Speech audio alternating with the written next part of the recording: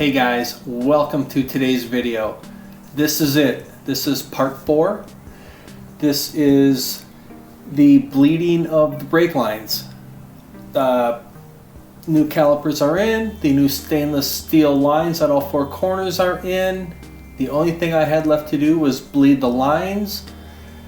And I'm gonna show you guys my method of doing that, and I use the one person method, and I'm going to explain how I did it. I'm going to show you what I needed to do that, and I'm going to show you how I prepared everything that I needed to do that.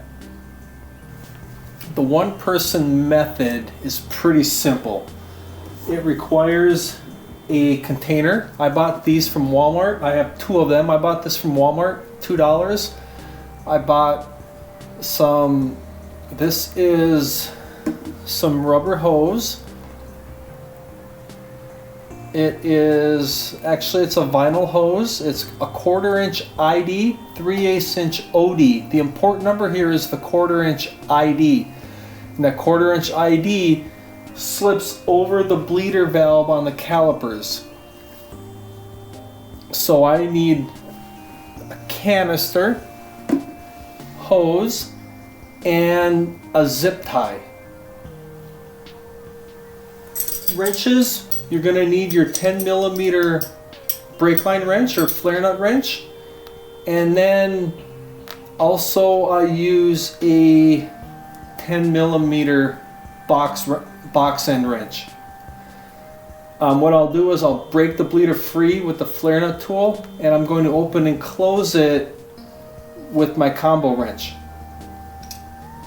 and then I will snug it back down when I'm all done with the flare nut wrench.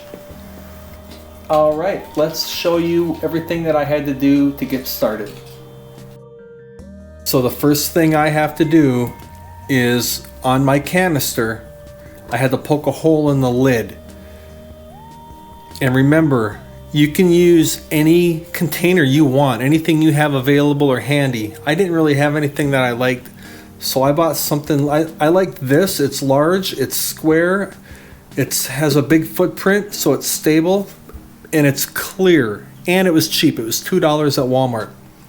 So for me to use this, I had to poke a hole in the lid. There is one thing to note here on the lid. Do not try and drill a hole in the lid like this. You can't do it backwards, except there's some molding flashing in here and your drill might walk. I put a block of wood underneath it, and then I drilled a hole through it. This is a 3/8 inch drill. If you remember, the vinyl tubing I use is 3/8 of an inch outside diameter. So I drilled this hole, and it's going to go onto my canister like that. Now, if you'll notice, I have 2 different brake fluids here. They're both .3. The Lucas .3 is what I used in the car for the fluid change. This cheap Walmart .3 I used just to put in here for my hose to be submerged in. So this fluid does not make its way back up into the system. This fluid has one purpose. The one purpose of this fluid is to have the hose submerged. There we go. So as you can see, the hose is fully submerged in the fluid. What this does is prevents air from going back up into the line as you're purging the system. And because I knew that I was throwing this away, I bought the cheapest .3 fluid that I could get.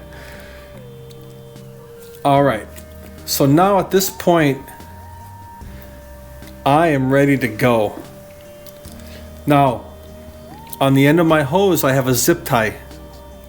It's just tight enough to fit and slide over the hose. This has a purpose.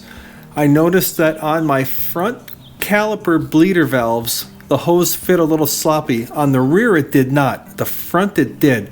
So I needed this to keep the hose firmly attached to the bleeder. I feel like I was getting air in there and I was having a really hard time pumping or purging my front brake lines till I put this on. It changed everything. So, all right, let's show you how all of this works. All right, guys, I'm at the front caliper. Now, again, the brake job's already done. The lines are already bled. And just so you know, everything is working great. I'm gonna show you the steps very clearly. The front and rear are, for the most part, the same. There is one trick or tip that I have for you for doing the rear bleeders, and I will touch on that later. So, for the front bleeder, it's a 10 millimeter. All 4 bleeder valves on this car, if you have OEM equipment, should be 10 millimeter. So I'm going to use my flare nut wrench or my brake line wrench, and I'm just going to break this free. And it's not a bad idea to put some penetrating oil. Not a bad idea to put some penetrating oil on this fitting overnight. And you might have a rubber boot on top, a dust cover. Flip that off. Just break it free. I'm not going to do that right now. I'm just going to tell you to just break this free. Do not try and loosen it or take it off. Just break it free. And the reason is because once it's broken free, I'm going to slip a 10 millimeter combo wrench and use the box end for opening and closing this. So I'm going to show you now how I attach the hose. So I'm going to attach everything in this order. I'm going to put my combo wrench on the tubing.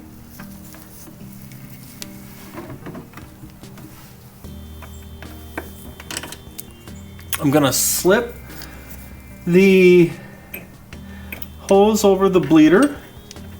I'm going to bring my combo wrench down onto the fitting.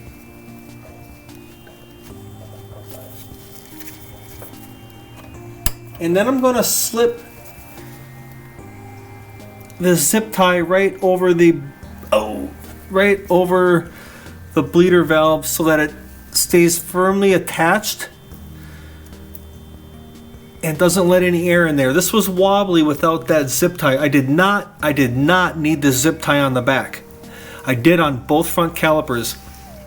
So here's my setup. Now what I can do, since I already broke the bleeder free with my flare nut wrench, I can use the 10 millimeter box wrench to open and close this. Now, you don't want to open it too much. You don't want to back this bleeder out, but you have to open it enough for it to function. It's trust me, you do not need to open this very far. If you didn't crack it far enough, you'll be able to tell when you're bleeding the lines because it's still going to pump very firm, but you might see some fluid or air in your lines, but it's going to be very firm. So you're going to have to probably experiment with how far you loosen this bleeder.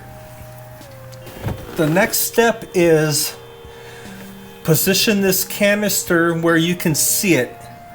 At all 4 corners, I was able to see my canister from my driver's seat. Even the front passenger side, I was able to open the door like I have on the side and position this to where I can see it. And it's very important that I see it because I need to watch the lines for air. I want to see the fluid. I want to see the fluid go from dirty to clean because it is going to come out dirty. And then I'm going to see some air bubbles, and then I'm going to start seeing my clean fluid. You want to keep pumping and purging the lines until there are no more air bubbles in here. So that, guys, is the front.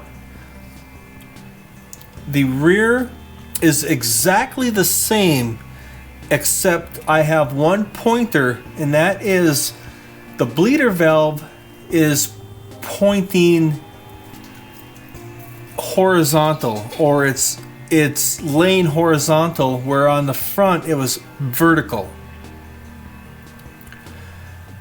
On the rear, I found that it worked best if I slipped the hose over the top of the suspension versus under it, because it kept the hose higher than the bleeder, which is important because it keeps fluid at the bleeder valve or at the caliper instead of air. When you let off on the brakes from pumping, it is going to suck back up in, and that's why you have this, because you want fluid to be sucked back and not air. So on the rear, with the hose above the bleeder, it kept the top portion of the caliper or the bleeder area full of fluid and not air. Very important. And here is an important thing to monitor. This is your fluid reservoir. What you're going to do here is you have to maintain fluid in this reservoir. As you're purging the lines, the fluid is going to come out of here. And if you purge all the fluid out of this reservoir, now it's going to introduce air back into the system. And guess what? You have to start all over. So you're going to want to check this quite often and wipe this area clean all the way around it before you remove the cap. It's just so you get no chance of contamination inside here. Now, a trick that people like to do is use a turkey baster and suck out the dirty fluid in here and try your best to wipe as much of the walls off as you can. I would use a microfiber cloth and not a paper towel, and you will do that step in the very beginning. You would do that before you even start purging the lines, because there's already air in the system at that point. This is very, very important. You will just chase your tail if you let this run out of fluid. If you notice, I have my big tubs underneath. I did have these underneath all of them when I was doing the purging, and the reason is when I take the hose off of the bleeder valve, it is going to spill some fluid. I'd rather it go into this tub than onto my floor. Go back in with your flare nut wrench and snug that down. Put your rubber cover on if you have one. Alright guys, that was it. Overall, the project went fairly well. I did not have any problems putting the stainless steel brake lines at any of the four corners. I did not have any problems replacing my calipers, and I did not have any problems purging my brake lines. I'm going to tell you a few things that I noticed while I was doing that. Now, every situation is going to be different. I did not remove my rear calipers, but I did remove my rear brake lines. So I introduced air to the back, or the back was compromised. The front, I replaced the calipers. So I also had to charge the calipers while I was purging them. And what I mean by that is when the procedure for bleeding the brake lines, according to the GM service manual, is right rear, left rear, right front, left front. So when I started with my rear, I had, it felt pretty normal. I was bleeding the lines just like you would expect to. When I got to the front, I had a completely dead pedal. And that was because not only was there no air in the front system, but the entire caliper was empty. I had to fill that caliper with fluid, and it took a while to do that. So my pedal was just dead on both front calipers for a long time. I did the procedure for bleeding my brakes 2 times. Now, it takes about 2 quarts of fluid to purge the system. And after I had done the 2 rears, and then I got to the 2 fronts, and they were better, I was still only a quart of fluid in, so I knew I had more to go. So once I had satisfactory pressure the first full round, I did it again. And by the time I finished, I had just opened my 3rd quart. So I was very confident that I have all new fluid in the car. All brake lines felt very good when I was purging them with the pedal. And most importantly, I have no issues afterwards. I had no leaks at any of the brake lines. So each brake line, there's 4 brake lines. Each brake line has 2 fittings. I had no leaks anywhere. My front used calipers that I bought seemed to be working just fine. The